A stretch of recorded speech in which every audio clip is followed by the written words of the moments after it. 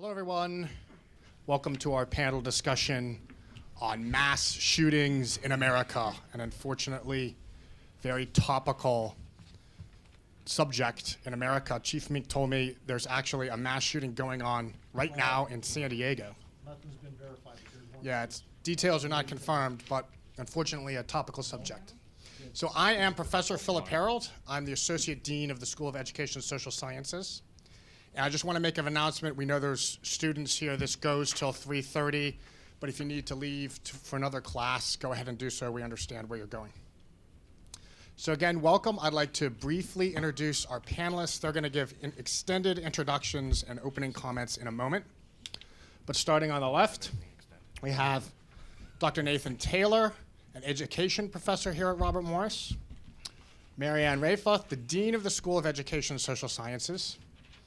Randy Mink, who needs no introduction. He's the Chief of Police here at RMU. Sue Jamison, Sociology professor part-time here at Robert Morris. Frank Hartle, Criminal Justice professor with a couple decades of experience in law enforcement and Homeland Security. Dr. Robert Del Greco, Education professor and a couple decades of experience as a public school administrator and a superintendent of schools. And then Dr. Bill Beaver, Sociology professor. So mass shootings. Mass shootings are the most visible part of gun violence in America. And we're gonna look at this phenomenon from a number of different aspects.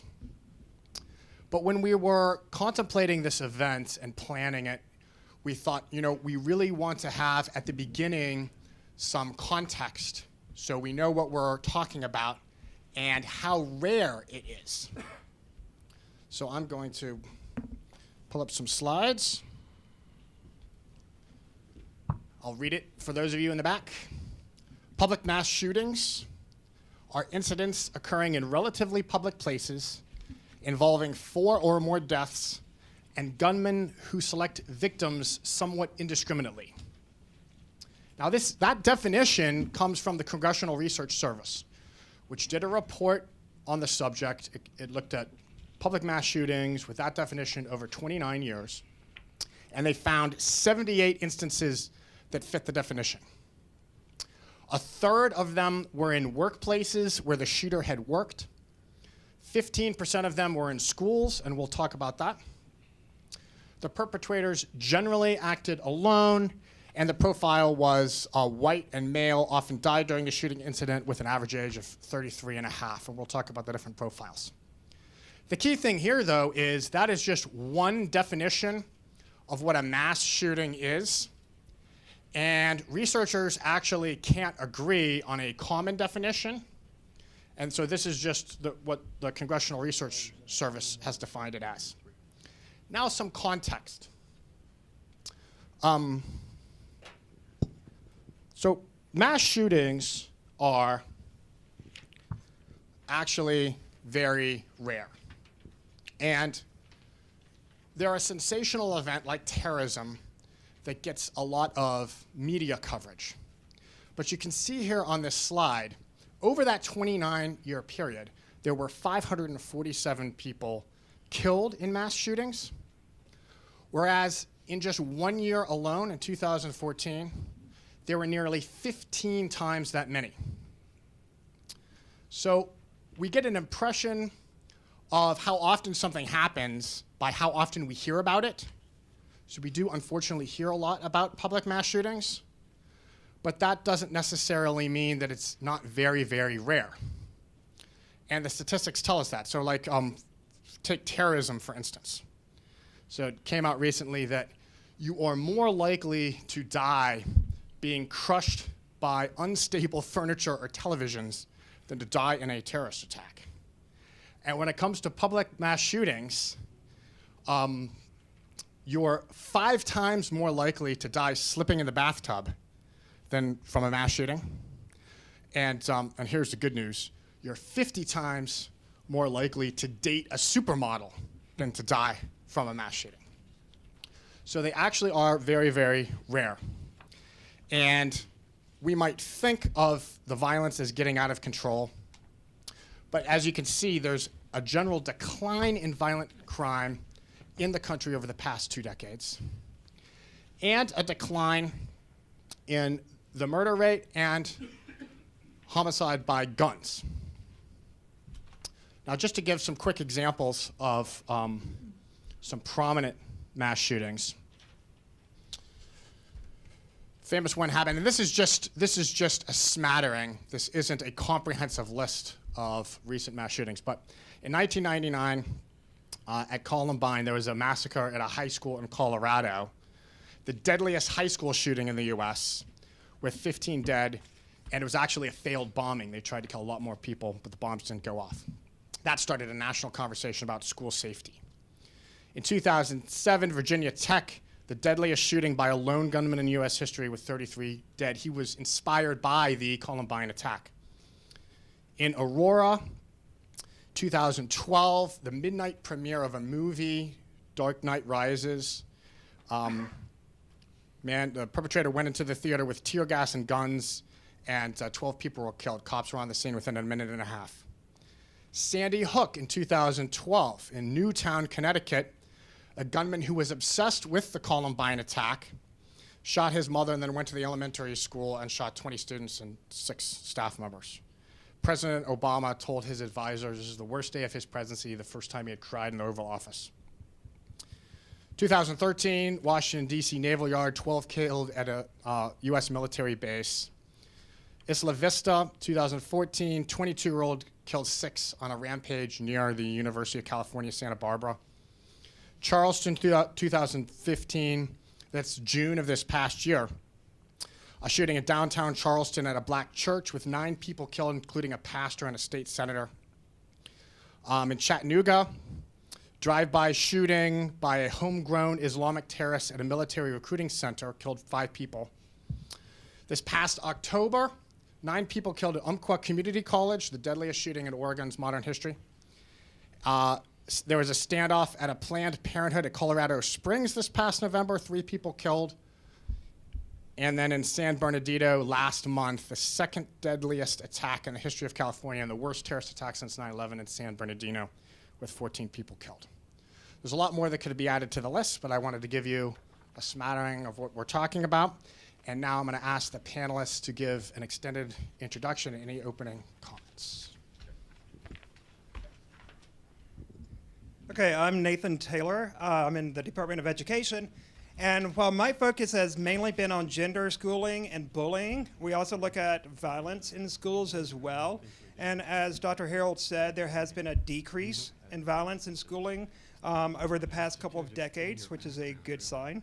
But I'm really interested in, so how do these people become these mass shooters or purport so much violence in our culture? So I was thinking about this, and while the national discourse has been talking about gun safety and mental health, and to a lesser extent popular culture, we really haven't talked about the role of masculinities in our society as well. So the problem is that with some of these mass shooters, some have been bullied, some have not been bullied. Some have come from stable homes and others have not. Some have mental illnesses and others do not. But the common thread tends to be that they are white men with access to weapons. And so I was really interested in this idea of masculinity, since that hasn't been part of the national discourse, at least in the popular media that I've seen. So just to give you an idea about schooling and violence, this comes from the National Center for Education Statistics. We serve over 54 million students in K-12 setting. And over the past 2 decades, there has been a decline. So in 1992, there was 181 non-fatal victimizations at schools out of 1,000. And this has decreased to only 55 in 1,000 students in 2012. Over the same period, from 1992 to 2012, there have been violent deaths have decreased in school, and that's gone from 54 to 45. Homicides in schools has decreased from 34 in 1992 to 15 in 2012. And then the number of suicides that actually occur at schools have decreased from 6 to 5. Now, this is not to say that's been a consistent lower trajectory of these incidences of violence. Instead, there have been certain peaks over the years. So in 1996, the 98 school year, there were 57 deaths in schools. And in 06-07, there have been 63 deaths in schools. So despite these trends of lowering victimization in school shootings, I'm very much interested in how our violence in our schools remains a big problem, because we see this with historically masculinity, or men have been associated with rape, lynching, shootings, war. So what is it about being a male in the U.S. Culture that promulgates so much violence? And so during this discussion, I'll be talking about bullying and also this idea of masculinity and how that may contribute to violence in our society as well.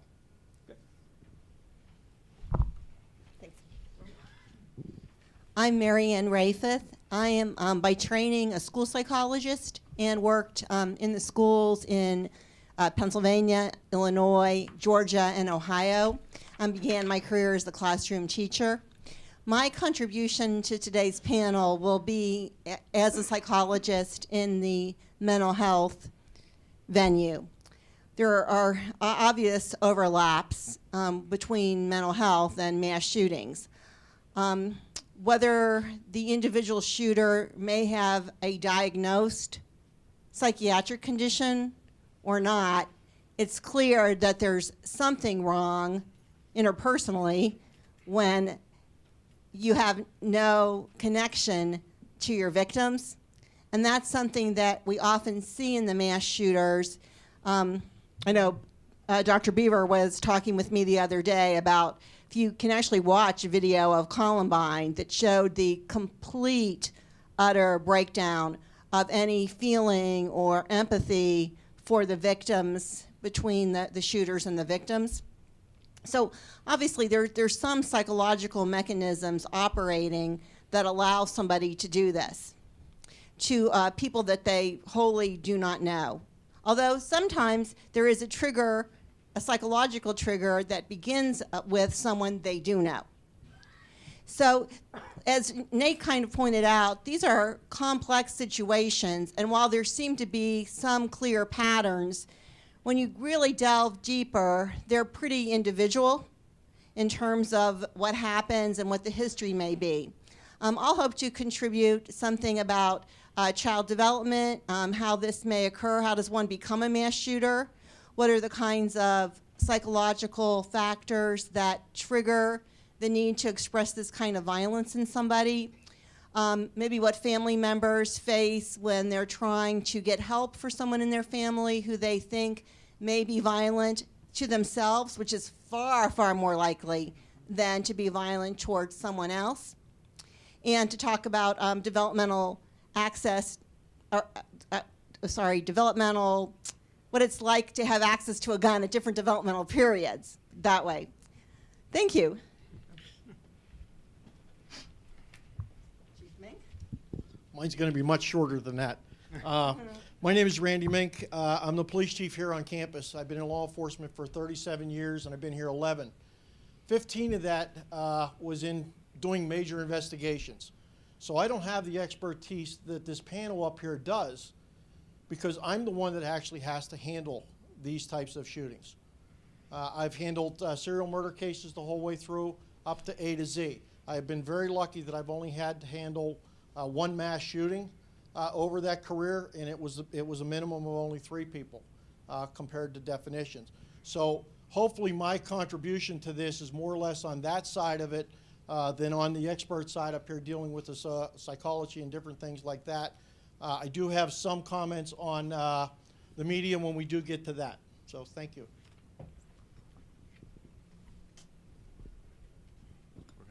Hi, I'm Sue Jamison. My presentation is going to be a little bit more formal. I'm going to try to keep it to 5 minutes, so bear with me. My experience that brought about my interest in this was working in the criminal justice system as a victim advocate, mostly working with victims of violent crime, as well as in the mental health system. I was a mental health advocate.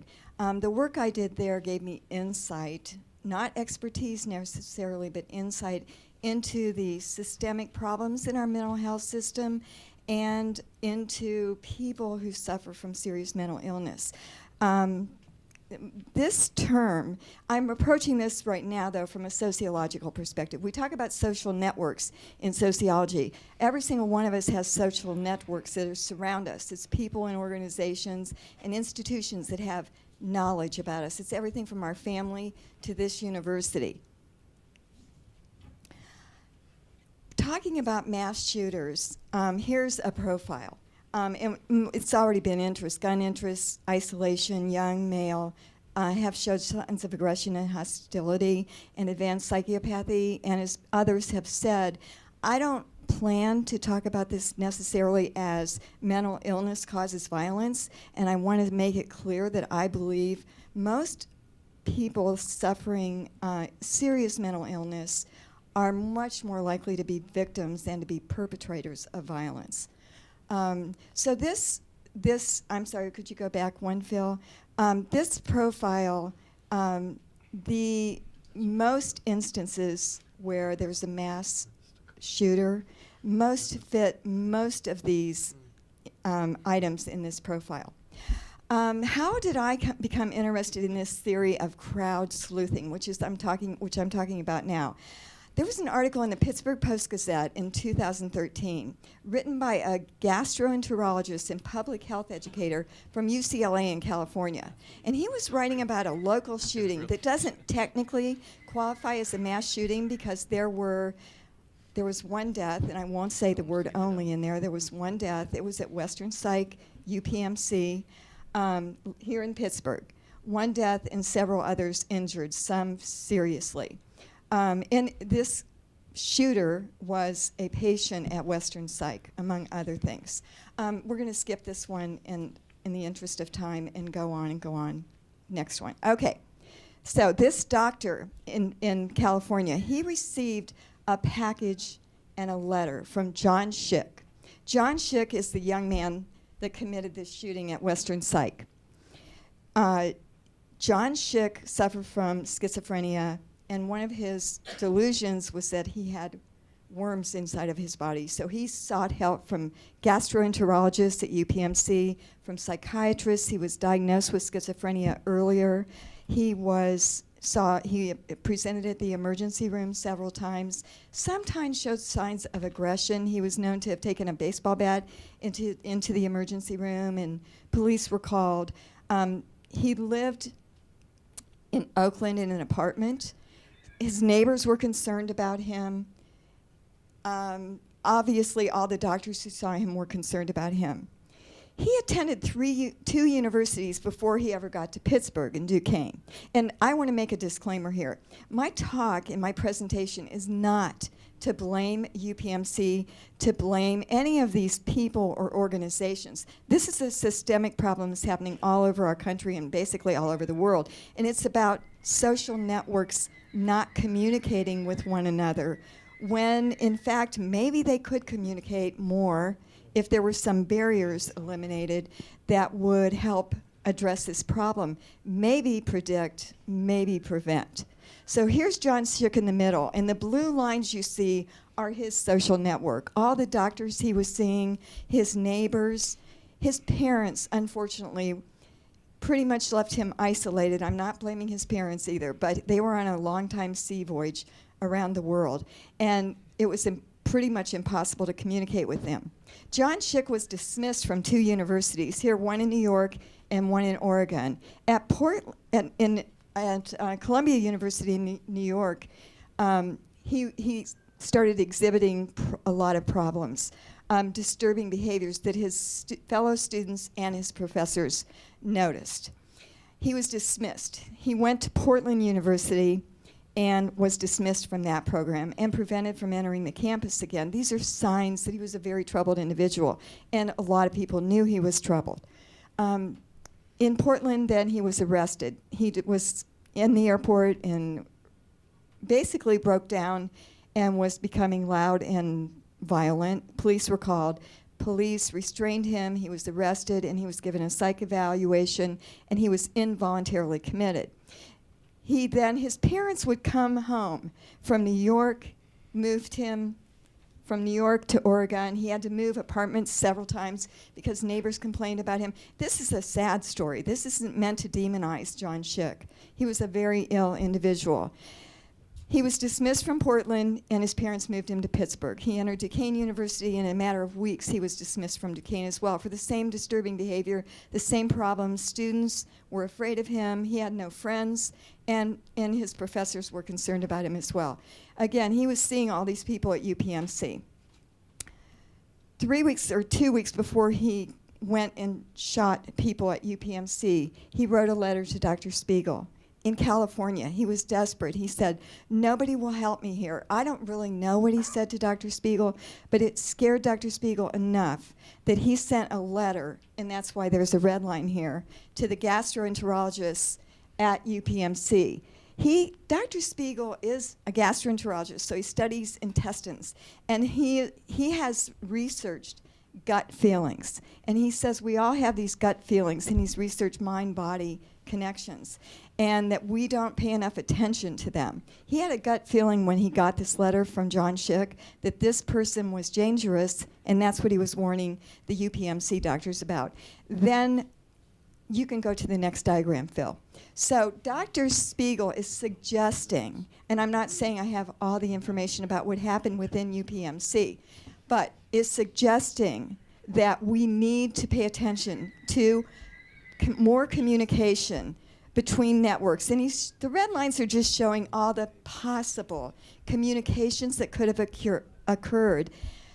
Nobody is saying, and he's not saying it would have absolutely prevented this from happening, but it's something we need to think about and be aware of when we think about how we have built barriers up. So next slide, Phil. Why would we not report something? Why would networks not communicate? There's absolutely legitimate reasons. There's privacy laws, HIPAA laws, which are very strict in the healthcare organizations. So Dr. Spiegel is suggesting maybe we need to do some policy reform and look at privacy laws in certain cases. Another thing, although there is no direct correlation between if you're mentally ill, you will commit an act of violence, not at all. Having worked in the mental health system, I know there's not enough psychiatric beds. There's people that should be maybe involuntarily committed and get a psych bed and get evaluated and get treatment, maybe a long term, and they're not, because there was just an article in the Post-Gazette 2 days ago about the lack of psychiatric beds and the lack of a system for identifying them. So Dr. Spiegel's work is about detecting and preventing this through social networks. Thank you. Oh, okay. I'll just sit down then. My name is Frank Hartle. I am a professor for criminal justice. Can anybody see me? Maybe I will stand in. Yeah, okay. All right. I get nervous in large groups. Just kidding. I'm a combat veteran. That's important to this conversation. I'm also worked at a juvenile detention center prior to becoming a Pittsburgh police officer, where I worked for about 6 years in the Hill District and then 4 years as a detective.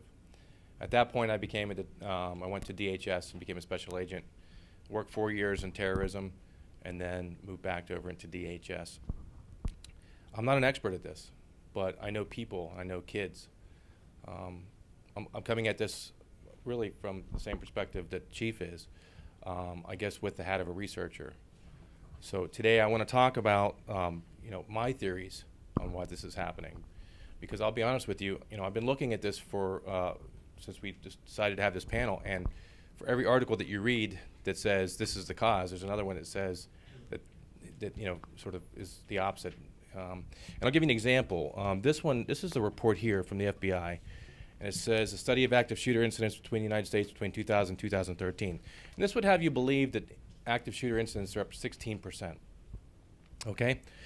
And so I started looking at the data, and 42% of the data sets that they use, as far as data sets being incidents, 42% didn't even qualify for the definition of an active shooter. So 40% of their data right off the bat is bad.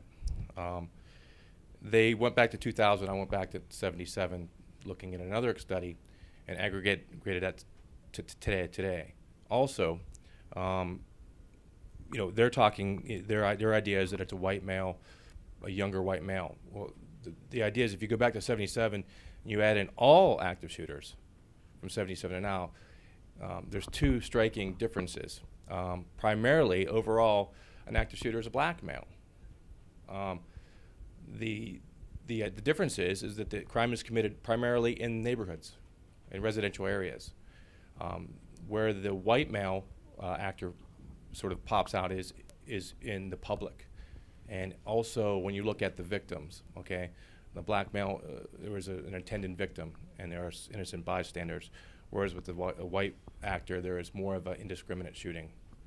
So we need to look at these things really from all perspectives. We just can't look at it narrowly.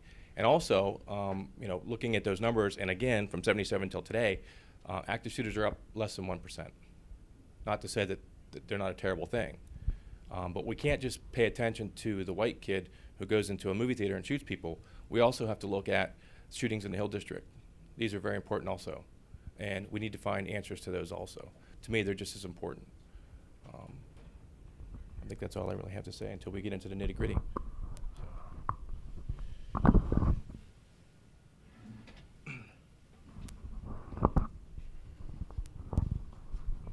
Thank you, Frank. My name is Bob Del Greco, and I have been here at Robert Morris for the past 7 years, teaching in the School of Education and Social Sciences, primarily in education, working with our principal certification program, our teacher certification program, and our leadership program in the doctoral studies program that we have here. But prior to those 7 years, I have 35 years of experience in the K-12 world, in the public schools. I served for 13 years as a classroom teacher, elementary, middle school environments, as well as 15 years as a principal, and then 5 years as a superintendent of schools. And those commitments that I had in terms of administration were in 4 different school districts, between Allegheny County and Beaver County, probably a 50-50 split in terms of my time. And the split was suburban, mostly suburban environments, but also rural. Where I served as superintendent was in a rural environment, which is a whole different kettle of fish, so to speak, when you're talking about resources. And I'll speak to that in a few moments. But so my serving on this panel is more so hearkening back to those 35 years that I have in the public school system. When you're charged as an administrator, whether it be a principal or a superintendent, you are charged with the safety and well-being of your students, your support staff, your faculty, and the parents as well. You're also charged with providing peace of mind to all of those stakeholders. Parents, feel that they're sending, whether they're sending a 6-year-old or a 16-year-old off on that school bus in the morning, they would like to know that that child's going to be in a safe environment. And over the past 20 years in particular, that has become more and more challenging. The realities of providing that safe and secure environment have just been so much more challenging. Since Columbine, our awareness in the public school systems has been heightened tremendously. But what we wrestle with is everything from the finite finances that a school district has to work with. There are districts who are much more well off. They have a stronger tax base. There are school districts that have a greater security systems in place. And I'm not talking just about security systems like cameras and things like that, or metal detectors. Also, their relationship with or access to security itself. And by that I mean law enforcement. For instance, in the last school district where I worked, which was a rural school district, about 2 years prior to my taking over as superintendent, the local police force had dissolved because of the cost. The township had to dissolve it. They could no longer afford to support a police department.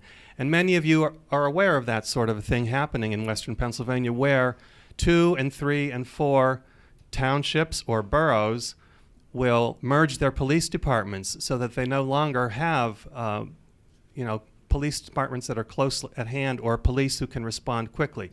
In my case, for instance, with a rural district where I was serving as superintendent, our police protection was the state police, which was 45 minutes away. The state police barracks that we found when we had an issue that needed any sort of police intervention was 45 minutes away. So what do you do in a case like that? Well, of course, the school board was willing to establish its own security force on campus, much like what we have here at Robert Morris. So we had our own school or campus security or campus police force, but you're limited. And that's just an example of what I'm referring to when I say that, you know, the ball game has changed.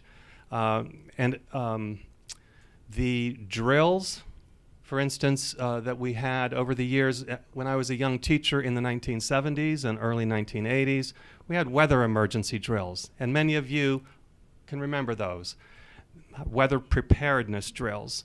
Well, we've now evolved, and we are having from kindergarten through grade 12, and I will say my last few years as a superintendent, we were calling them intruder drills. You've got an intruder.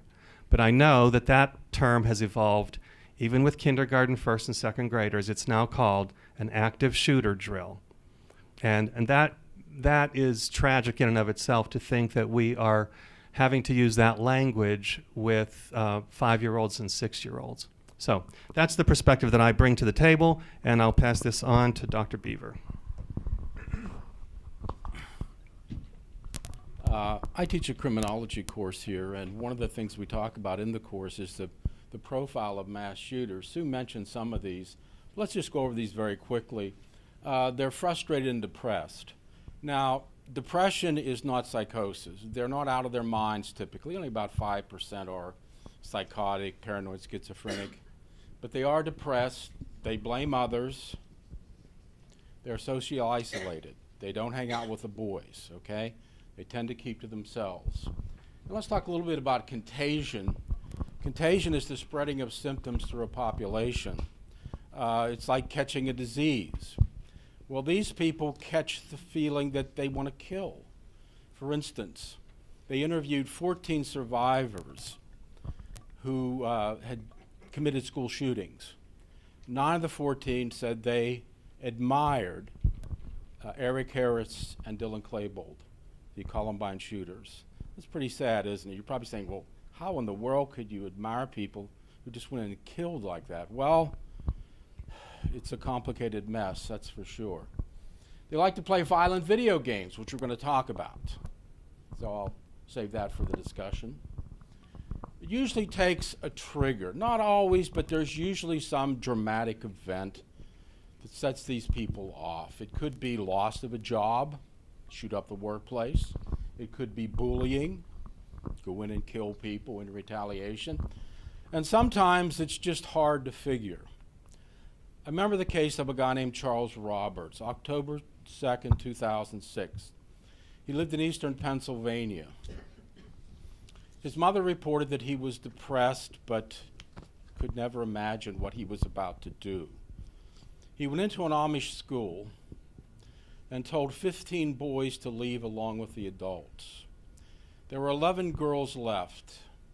He bound their feet with duct tape, etc., so they couldn't run away, lined them up against the blackboard, and shot 11.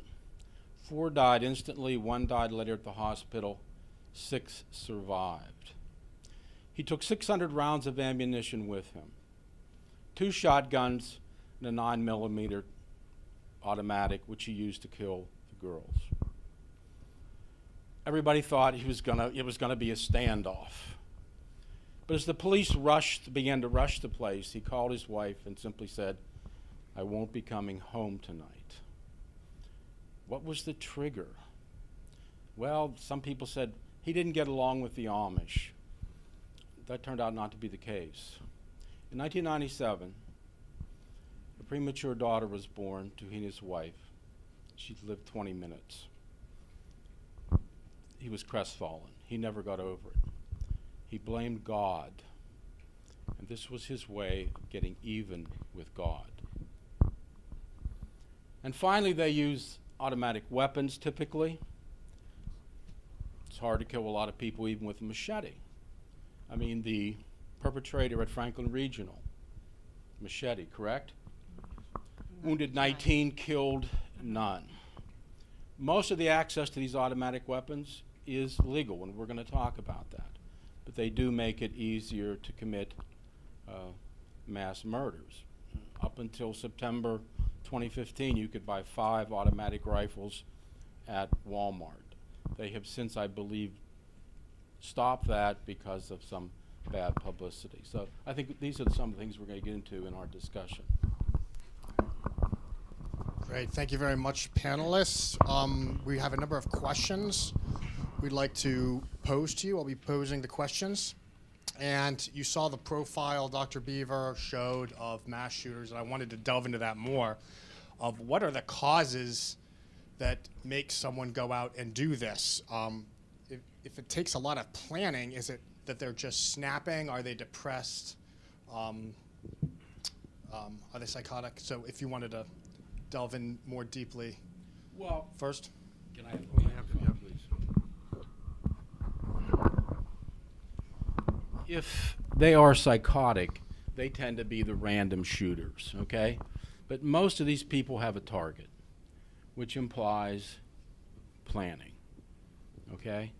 So it's to some degree thought out. The Aurora shooter, the Gabby Gifford shooter, both paranoid schizophrenics, but even they, targeted a certain group. They go after certain people. Yes, it's random, but I want to kill the people in my workplace. Go ahead. I would just say that, and I'll go off a couple studies, 71% of attackers felt bullied or threatened at some point, okay? Now, that's only part of it, because I'm sure all of us, at least in my experience going through middle high school, at some point you were bullied.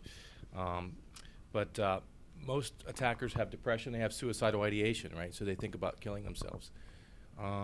They do, there's some sort of significant failure in their life that they're trying to get over. And there's some sort of grievance that triggers them, like Dr. Beaver was saying. But mostly it's a misplaced expression of suffering, okay? And whether or not it leads to a psychological breakdown, or if it's something that causes them to act out. And we're going to talk about what the signs are for this, because they're different, but they're the same. And I know that doesn't really make sense, but we'll talk about it later on. But so early on, whether it's a random act or it's gang related, to me there's something called, there's the Levin and Madoff's 5-stage sequential model, and it all has to do with strain theory and different levels of strain and how you deal with that strain. Some people deal with it internally and they become sort of isolated. Others join like you said, contagion. They join people like them, who think like them, and who have the same issues. But in the end, it usually ends in some sort of act, some sort of crime act. For those who are a little socially, I'm not a psychiatrist or a psychologist, so if I use any of these terms incorrectly, please correct me. But they turn inward, okay? And so when you turn inward, at least in some of these cases where they're a little more in the public, there's a sense of fantasy.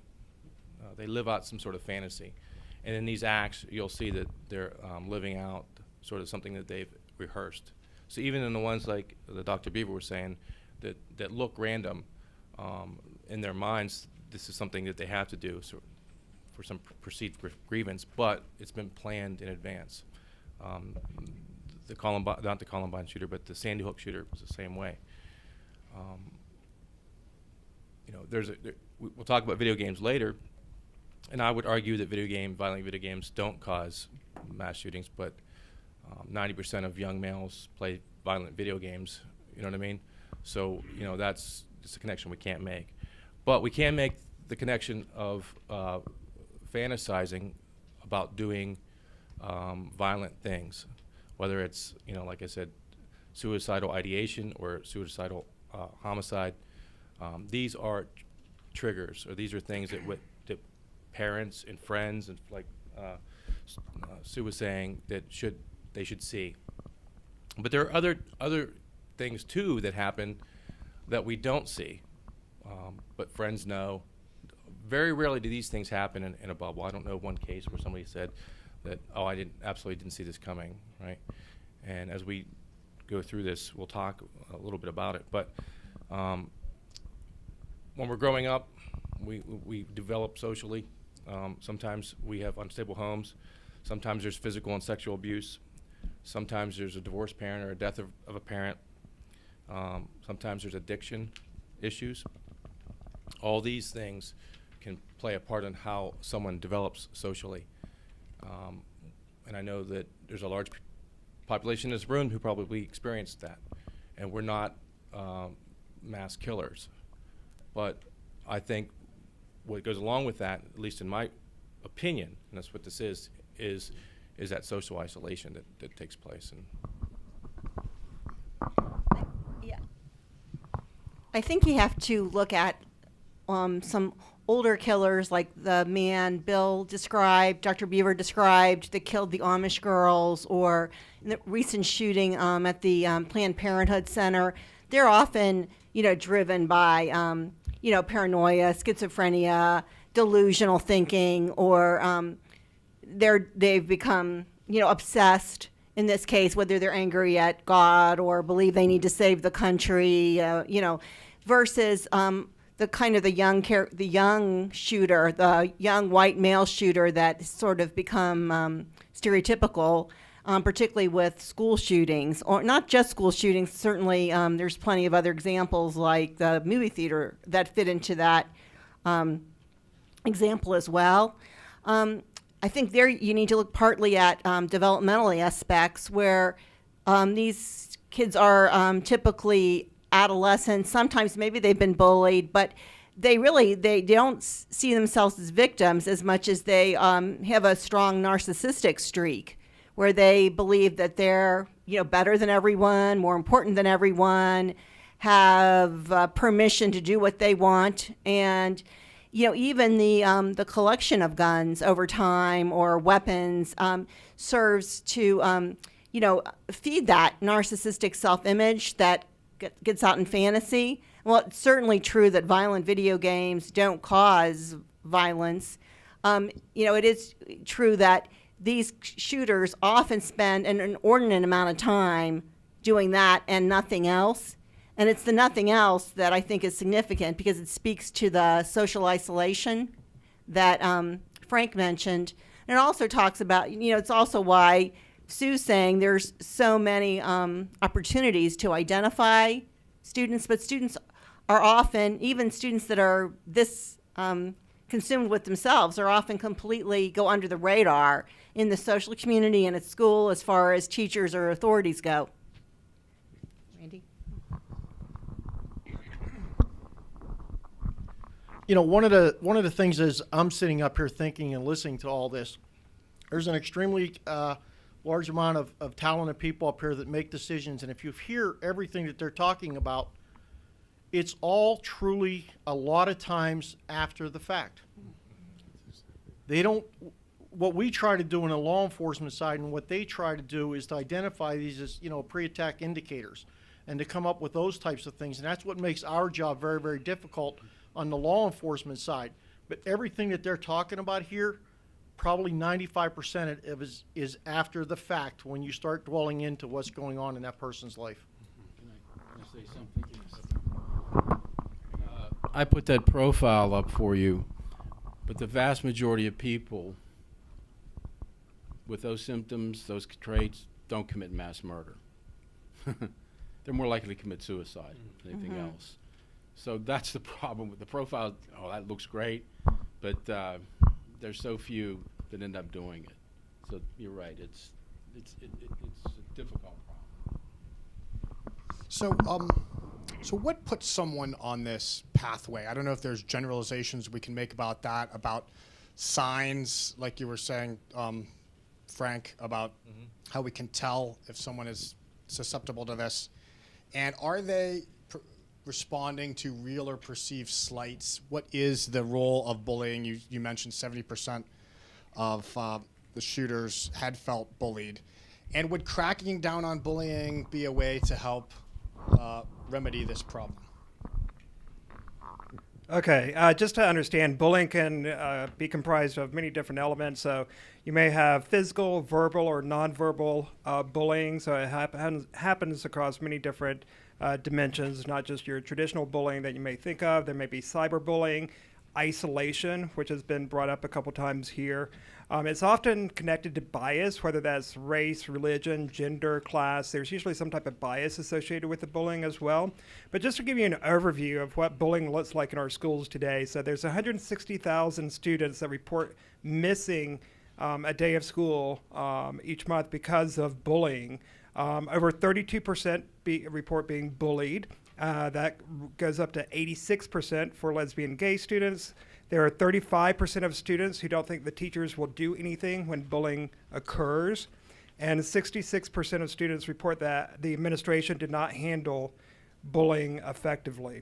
So there's bullying very present out there. And as was previously said, if it's 71% that said that they were bullied before they became shooters, then we need to look at bullying as a factor, not the only factor, because there are some shooters that have not been bullied. But I think what it speaks to is a larger culture of violence in our schools and what is acceptable and what is not acceptable in our schools. If we are not addressing these types of aggressive behavior in our schools, then we're giving a wink and a nod that this is expected, especially for our boys, that boys will be boys and this is what they do. And it can lead to these other outcomes later on in life as well. I would just say that, and maybe I'm naive. I got 6 children, and they bully each other every day. But I think there's been a tremendous. I think bullying has decreased. Let's put it that way. I mean, if I go into the high school, I talk to my children about it. We sit down and we have those uncomfortable dad and teenager talks where they don't want to tell me, but I try to get to the. I talk to their siblings about it, and I was on the school board in Hampton, and so I've heard the cases, but compared to what I went through in high school in the 80s, and middle school in the 70s, to what they do today, I think there's been tremendous work as far as bullying is concerned. I don't think we're done with it though, because there are kids out there who, we talk about perceived. What was the question? Perceived slights, right? I think initially there are real slights, and then as there are more slight, maybe a kid is awkward or he just doesn't fit in or he hasn't found his clique yet. Early on, there's a real slights that become perceived slights as he progresses through school, because he progressively becomes more, and I say he because, as we said here, the majority of these actors are male, sort of retreats back into himself, right? And so now we have this cycle where nobody else is allowed in, right? Because he's everywhere he looks, there's more slights, right? And so really early intervention in bullying is where it needs to happen, and it's to be more inclusive. And I think school districts are, and you can talk to this about bullying, are doing a tremendous job in that respect. I don't think you can go into a school today that doesn't have some sort of anti-bullying program going on with posters and everything else, and the reporting and all that other things. I see it firsthand in our high school graduation, where they nominated 2 special needs people for King and Queen. Everybody was just ecstatic about it, right? That would have never happened in the 70s and 80s. Would have never happened, right? We were too worried about how we looked and what we were, what we drove, all those other things. So we're making strides, but I don't think we're there yet.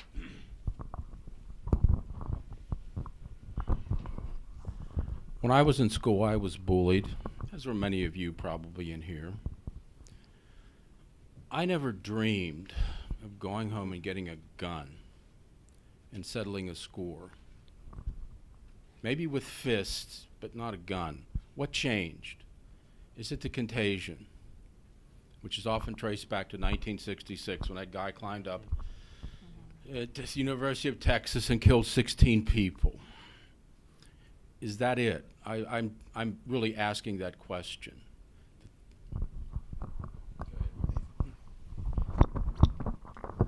Yeah, I was just going to go back to what Frank was talking about. And unfortunately, because we didn't have the data that we have now on bullying, we don't know how it's transpired over the decades and whether it's less or more.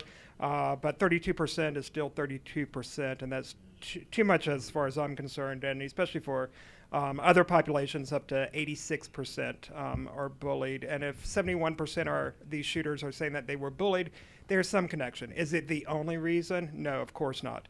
But it may contribute to our level of acceptance of violence in our schools. And if this large percentage is still being violently harassed in schools, then it's a problem.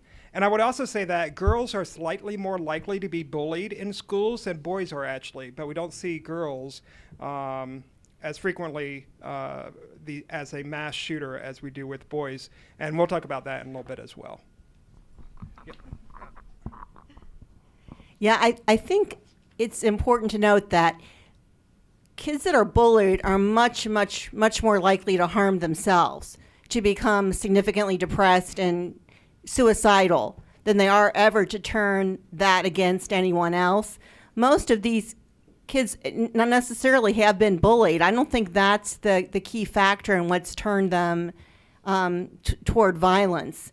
I do want to note too that while we do a lot in schools today to support a culture of kindness and anti-bullying, the whole social media aspect and cyberbullying is really blown up to a huge amount that we can't control. And I think that social media plays some role too in what Bill was talking about with regards to contagion, that it feeds into the mindset of some of these, particularly these young people that are adolescent, narcissistic young guys, and see that this kind of activity is going to get them notoriety, not just within their school or their community, but internationally. Yeah, that's right. The Santa Barbara killer I mentioned posted a video on YouTube, and the Charleston lead of the lead of the Columbine group actually had a blog where he was ranting, and it became more and more extreme. I want to turn now to mental illness and ask, are the people who commit mass shootings all mentally ill? What is the role of the mental health profession in helping limit this?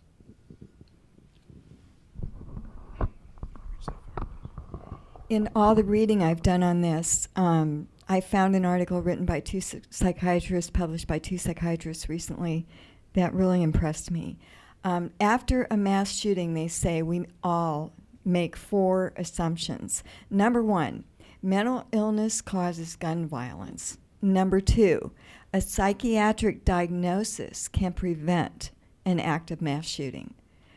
Number 3, shootings all are men who are deranged loners.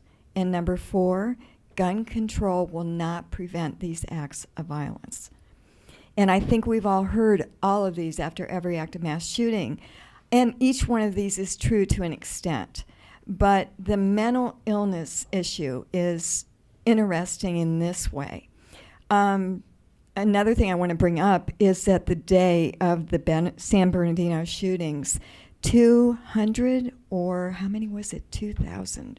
Let me see. I believe it was 200 physicians went to Congress and basically begged them to have this be considered a public health epidemic. And that speaks to the contagion. Epidemics are contagious, and they believe that that's where this is in our society now. So I'm talking bigger than individuals now, for certain. I don't know how many of you know, and I didn't know this until I heard of them going to Congress. There is a 20-year-old ban on gun violence research. So the National Institute of Health and other federal organizations are not studying gun violence, not gun control, but gun violence as an epidemic. So people who are making decisions in this country don't really have information based on solid research. And we as educators, we base what we say, hopefully, and most of the time, on research. And I do think we need to think about that.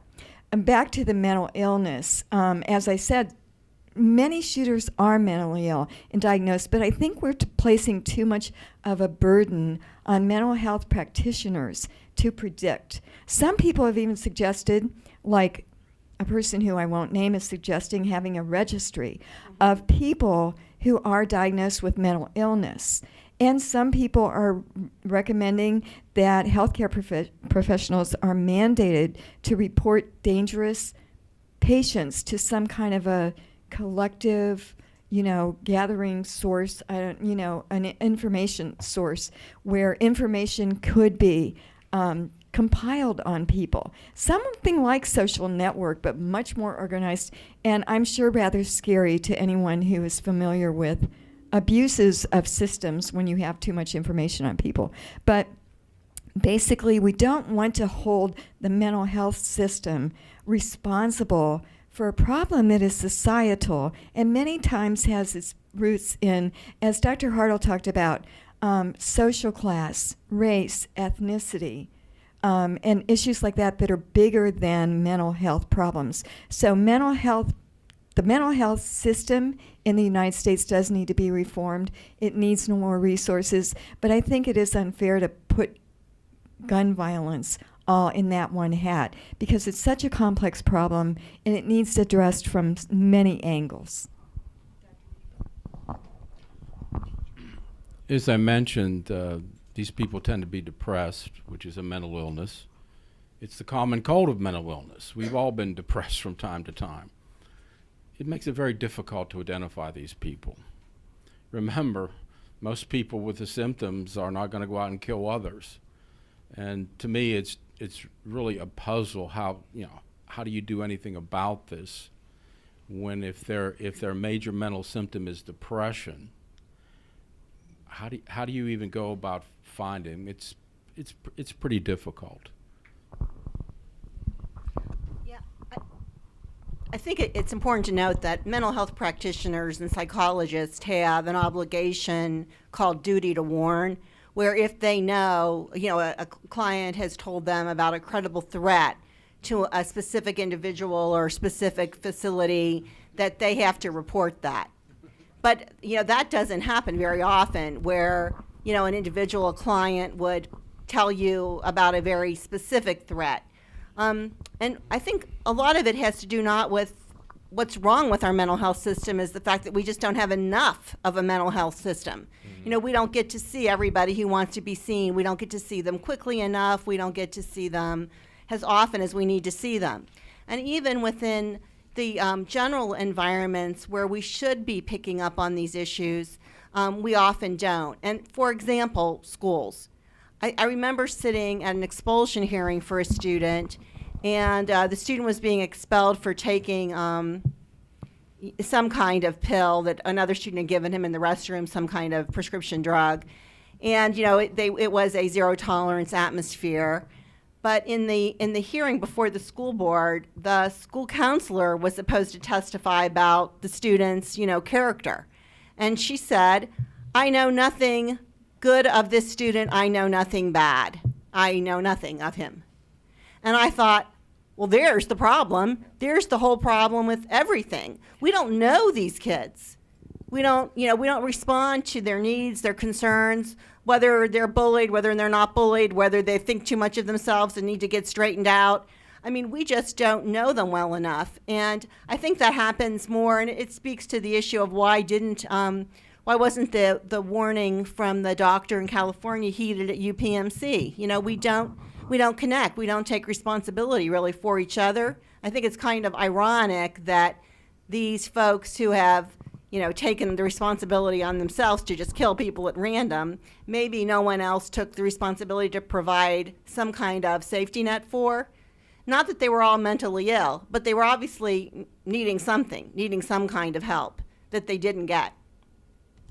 Yeah, I would agree. I think that if we look at everybody who has a psychological crisis as a potential mass shooter, we're making a huge mistake. I mean, we all have psychological crises. We all lose people we love. We all have issues with work or whatever. But I think when you add with that the strain that some people live under, whether it's economically, what neighborhoods they live in, those other things, a psychological crisis can be a trigger. And I think that that's often what happens, whether it's isolation or perceived strain or real strain, whatever strain it is. If it's continuing uncontrolled, a psychological crisis can be a trigger that can cause this to happen. Everything that they're talking about, and you heard the word indicators, those are all the things that we as a police department try to put together when someone calls up and says, hey, I think John Doe is a risk. So all those we have to look at and put every single one of those together to try to come up with a resolution. Do I need to have a conversation with that student? Do I need to go everywhere else? So when the mental stuff isn't available to us, when the bullying isn't available to us or other people that we talk to, the system fails. Because the law enforcement doesn't have the opportunity to look at every single one of them to come up with a calculated risk of, is this individual a danger or not? Okay, thanks. I'm interested now in the impact on the schools. Dr. Del Greco, if you could tell us more about what public K through 12 schools are doing for a secure environment for learning. Sure. Thank you, Philip.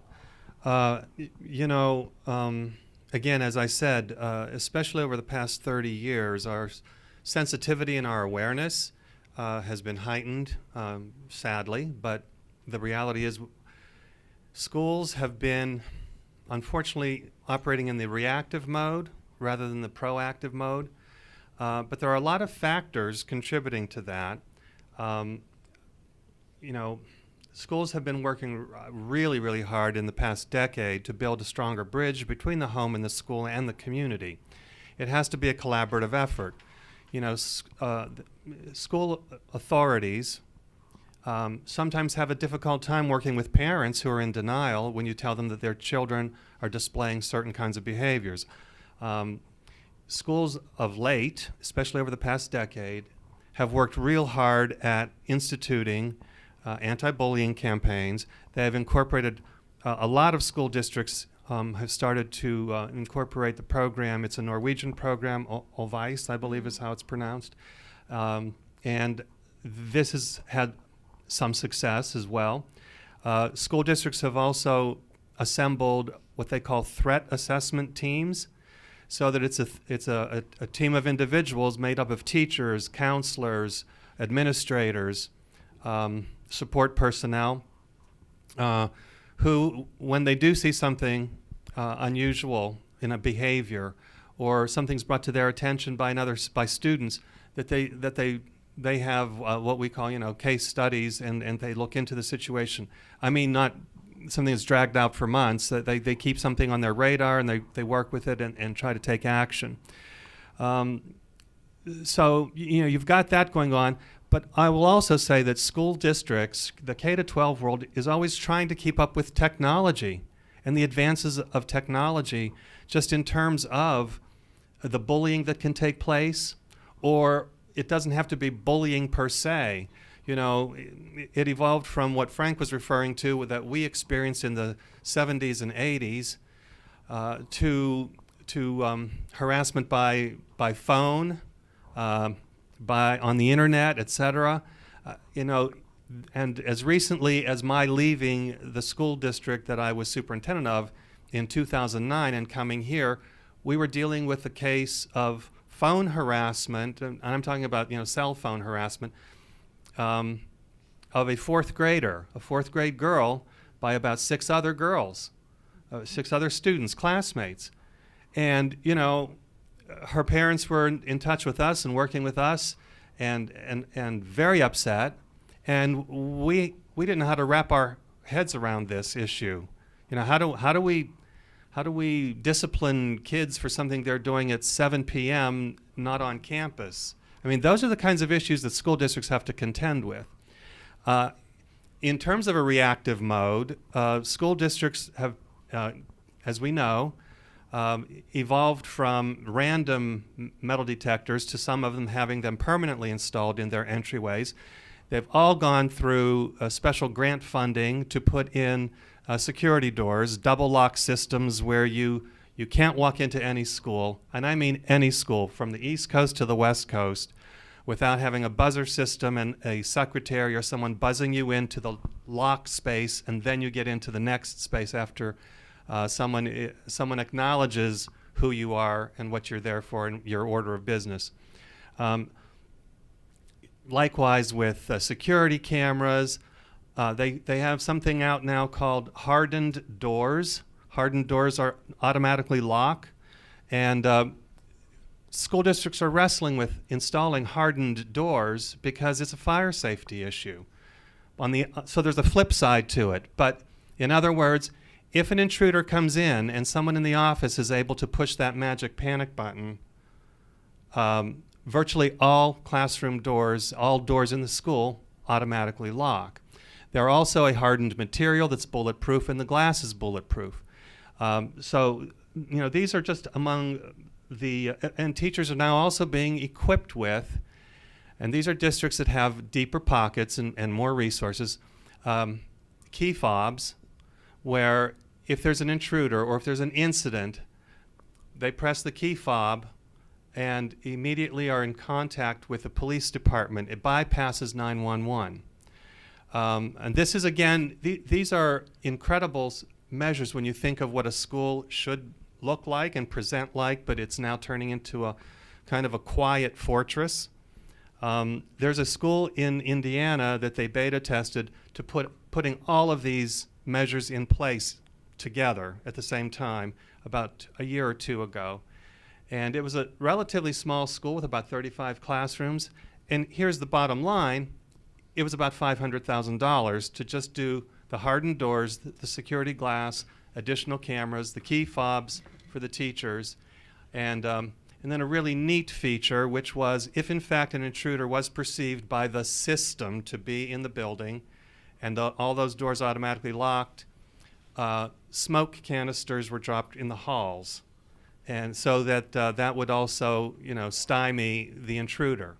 Now this is a school we're talking about, so it's kind of frightening when you think that that's the direction things are going. But I guess that's giving you a snapshot of what's going on in the school systems. Frank? Yeah. We built a new elementary school, actually refurbished the elementary school while I was on the school board. And one of the things that we really looked at as in the school was a model for the rest of the school district was where we put cameras, because they're very important. And also, I don't know if you know this, but teachers don't necessarily want the principal to see inside their classroom all the time, nor would I actually, right? I don't want them listening or seeing. And that was one of the options. And, what we decided on, and we spent a lot of money putting cameras up and making them accessible from a distance, right, for police, because it's important that when you want to see inside something in real time, you can do it from a distance. You don't have to do it in the principal's office. It can be done at the police department. But also that there would be a light that you could listen into the classroom, which is just as important. If you have a shooter, or if there's someone in the classroom, to listen so that you know where they're at. And we also put a door over the heating room, the boiler room, on the roof. And this was done purposely so that we could secret in our SWAT team. Okay, so there's no longer, if you know anything about active shooter, there's no hostage situation anymore. It's you as soon as the shooting happens, you go, because it's preservation of life. And so after Beslan, which is a whole different category of active shooter, was a terrorist event, we needed a way to get our police officers into the school as fast as we could without letting their lookouts or whoever know. We kind of try to think of all the different possibilities. So just the video, just the camera systems were just cost prohibitive. So we looked at entrances and hallways and those types of things, and listening in the classrooms, which they already had speakers, so it just had to be retrofitted. I think the scariest thing of the story of the schools buying all of that equipment is maybe how good the salesmen were for the security companies that were selling it to them. Absolutely. Yeah, go ahead. Yeah, I'm not to be a conspiracy theorist or anything, but I'm just wondering how much money these corporations are making from all these security systems that are being put in place. And it concerns me, I don't want to get off on a sidetrack here, but just all the money that's being put into the resources to make a fortress for our schools, yet we don't have enough money for textbooks for every student as well. And we know that that schools are much safer than in the general population, so I'm not sure why we're putting so much emphasis on that when it could be placed, in my opinion, in a lot of different areas to help the society writ large. Well, please trust me, school superintendents would much rather put those dollars into textbooks and into technology and into educational resources, materials. It is the public pressure and the media that you have to give the perceived, what is perceived is that you are creating a safe environment as possible. And it is highly political. And as Frank can confirm from serving on a school boards are under a whole lot of pressure. And I will tell you from the superintendent's perspective that there are, at the same time, we've been going through an economic downturn period in terms of generating tax dollars, et cetera. So there's not a school district out there that doesn't have a taxpayer watchdog group. And I will tell you, they have no problem phoning the superintendent directly, sending letters directly, and telling you flat out, you know what, you can do away with, I didn't have a guidance counselor when I was in grade school. You don't need guidance counselors. There's 6 guidance counselors on your staff. Why don't you just furlough them? Those are the kind of real issues you're dealing with. They have no concept, many of those out in the general public, of what you're trying to do with the minimal resources that you have in terms of dollars and funding. Okay, I want to turn to the media coverage of mass shooters. Is this something that feeds into this decision of a perpetrator to carry out a mass shooting? I don't believe the media feeds into a mass shooting occurring. I know that there is, in the law enforcement side, we love the media on one aspect and absolutely hate the media on the other aspect.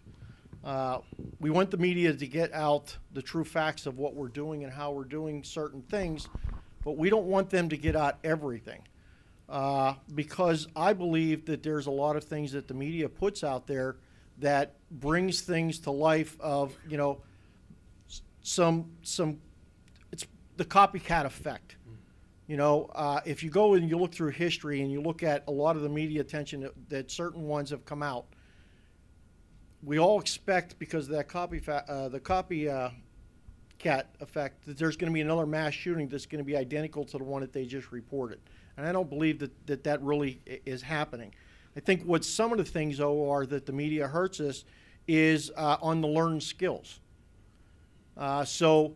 You go to school here and you sit up here with the professors and they teach you all of these things. You go to become a Boy Scout, you go learn a trade. Those are all learned skills. But what's the media doing? They're out there teaching every single one of us by what they advertise of how every single one of these mass shootings or active shooter things occurred almost down to the T. And I think that's what media needs to start getting away from.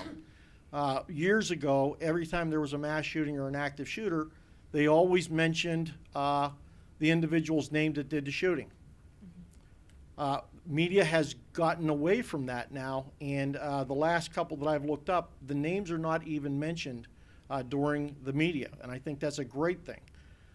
But if you go look at the past things, if you Google one of the names of one of the mass shooters or active shooters, you will get probably 10 times more hits than if you put the victim's name in, because the media is throwing that name out there so much more. Let me say just one quick thing. having been a victim advocate, I really appreciate you saying that. And I just wanted to mention this. I just read about this yesterday or today. There's a new documentary out. It's on Sandy Hook, which I know would be very difficult to watch. But the reviewer who was reviewing it said it was notable that Adam Lanza was not mentioned once in the video. It was about the victims, and it was about the incident, but it wasn't focusing on the shooter, which I think is helpful, and I think we owe that to the victims to take that stance and encourage people to take that stance in the media. Yeah, I think if you look at a lot of the shooters, active shooters, mass killers, who had issues with isolation, you will find that they had this fantasy script where they imagined themselves in infamy, doing this great, horrible thing, but now their name is out there.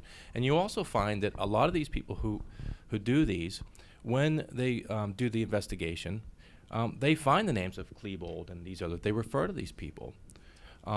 And so from the time that they start sort of this obsession with this fantasy of doing this, because that's how it starts, right? I mean, you get bullied, and what do you do when you get bullied? You sit around and you think about beating this person up.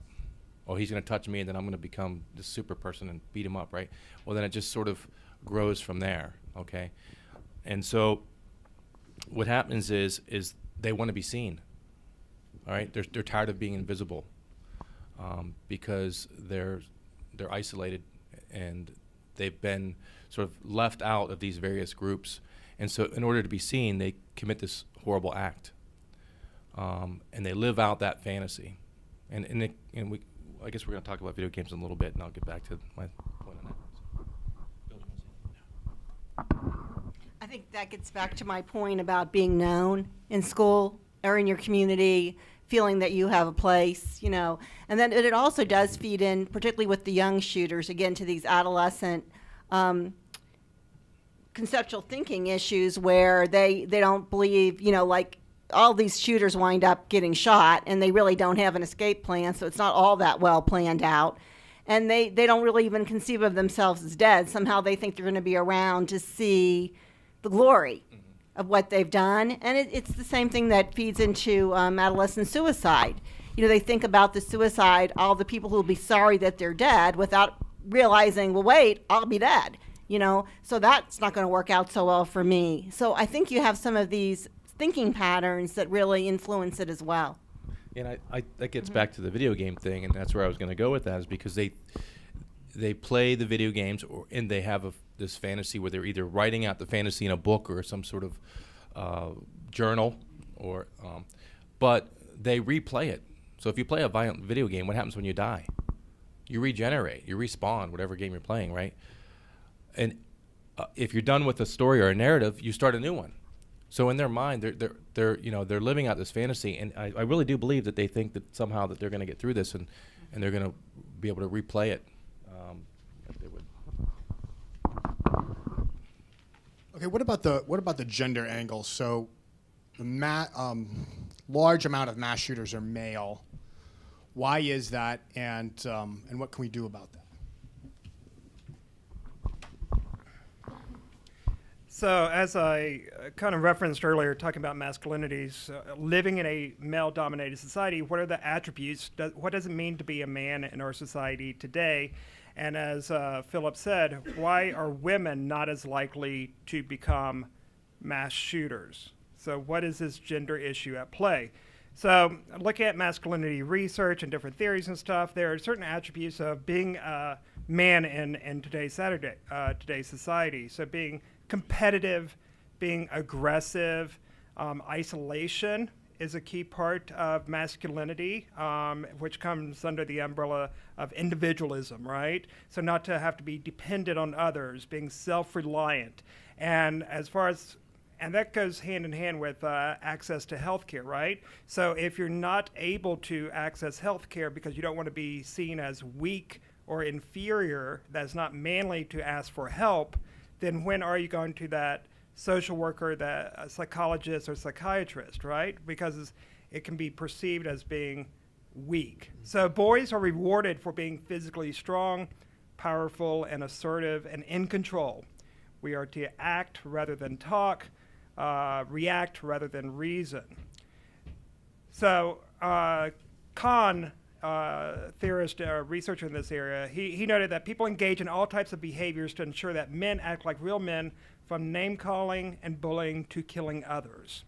So we have this history of violence in our country, as I said earlier. It's part of our national dilemma, and this is just the latest iteration of that history of violence. We can't look at these issues without looking at the history that comes along with it as well.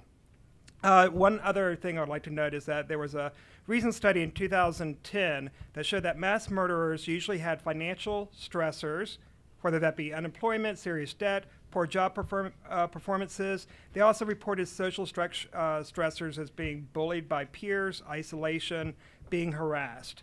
So feeling humiliated and unable to meet the requirements of masculinity. So they failed at achieving manhood, of achieving that masculinity. And this is one of the things that assisted them in acting out and becoming mass murderers in this research. So it is a problem, this idea of masculinity that we don't see with women, and this is one theory as to why we see more men than women end up becoming these mass shooters. I don't have a comment on that because that's not my expertise, but I will say that maybe guns close power distance, and if you feel that you're not as strong as somebody, or if you're being bullied by somebody stronger than you, that a weapon makes you equal or superior, and it makes you stronger, and I think psychologically that's a yeah, absolutely, so there's a power distance there that I think also affects someone who's isolated and feeling strained. I would just add that 83% of all violent crime is committed by males. There are sociological, psychological factors, as Nathan talked about, but many experts believe there are also biological factors involved. We want to blame it on testosterone, but there's something going on here beyond just the way men are raised and taught to respond. But I'm not sure anybody knows exactly how much of each contributes to situations like this. I'm kind of intrigued with Bill's story of, if someone made you mad, maybe you had a fist fight with them, and now it seems like instead of having a fist fight, you pull out a gun. And there was that old saying, he brought a knife to a gunfight or whatever. And like the kid in Franklin Regional who took a kitchen knife and hurt a lot of people but didn't kill anyone. I mean, everyone's got a kitchen knife. It always strikes me that whether they got the gun legally or not, they got a gun. They are apparently in kind of financial stressors, but someone is enabling them. Someone is allowing these testosterone youth to get their hands on a lot of firepower, and no one, they weren't free. They bought them in most cases. So I know we haven't talked about gun control too much, but boys are generally more successful at suicide than girls because they tend to use more violent means that actually accomplish the task a little bit more efficiently and effectively. But that gap is starting to close as more girls are using guns and staying away from pills. So, I think that there is an issue of, particularly we know when we talk about suicide prevention that access to a gun is one thing you try to ferret out in terms of how in danger the person is. And it's exactly that kind of research that Sue mentioned has been stymied by the law that has forbidden the CDC to basically do research on gun violence. So we don't have the answers to these questions. Let me just add one more thing about the research piece. I was listening to NPR the other day, and they were talking about how in the 1950s they were having all these front-end collisions on the nation's highways. And so some people in Congress were like, what do we do with all this? There's too many accidents on our highways across the country. And so they said, well, we can't get rid of all these cars, right? It's the 1950s. This is the time of the automobile. So what they did was they actually invested money into research to see why all these accidents were happening. And today we have that 4-foot barrier along the highways, and it significantly reduced the number of car accidents on our nation's highways. So we're not saying that we can get rid of all the guns in the U.S., but we should be able to have the resources to do research through the CDC or other institutions as well. I just want to say that research can be done on gun violence. I mean, Just not publicly funded. right, it just can't be publicly funded. So, I mean, there are plenty of groups out there with lots of money who can do the research or fund the research. So I'm just trying to make sure that you don't think that all of a sudden, the government's saying we're forbidding anybody to do this research. And in fact, there's some good research out there. And I think it's, to say that the CDC the scales will fall from our eyes when the CDC does the research or funds it in some way is a little, I don't agree with. I disagree. No, I think it is a public responsibility. I mean, the Center for Disease Control looks at every other mass epidemic in America, and I'm sure they're all over the ZD mosquito threat right now. And yet, they're not allowed to look at this from a national perspective. And I feel we should. And again, like I said, I'm more concerned about the enablers, the people that gave those young kids enough money to create arsenals. That bothers me more than the ability to buy the arsenal to begin with. Yeah, and the reason why there's that ban on public funding was the NRA's point man in Congress, Congressman from Arkansas, put through that there's to be no government funding for research that supports gun control in the 90s. Okay, we have about 1 minute left. I just wanted to ask the question, if you think someone is at risk for harming others, harming themselves, how should you treat them? Whom should you contact? What should you do? Can I just say one thing about the research? One quick. The person that sponsored the original bill to ban research on gun violence has now said he totally regrets it. That's it. It's true. Just had to get that in. I think the question there was, what do you do if you see somebody suicidal, depressed, capable of attack and all that? The thing about it is I think society today is very, very sensitive and is afraid to just speak out and say what they want to say. I'm going to end it very quickly because I think everybody here knows what to do. It's whether you have really, in essence, the ability to step forward and take the step to make sure you tell someone else. Because if you don't tell someone else and you know something, remember you have to live with that the rest of your life if that person does something that you could have stopped. And I don't think there's any other way to say it that's more binding than that. Take the monkey off of your back, put it on someone else's, but make sure you bring that forward to somebody, because I think that's the only way you're going to stop some of this is to come up with that sort of resolution with yourself.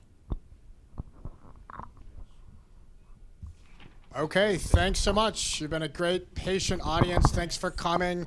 Let's give our... I did want to say one more thing, because I wanted to get to my points here about what to look for. And I think we talked about low status, isolated people, bullied gun owners, violent game players, fantasies of revenge.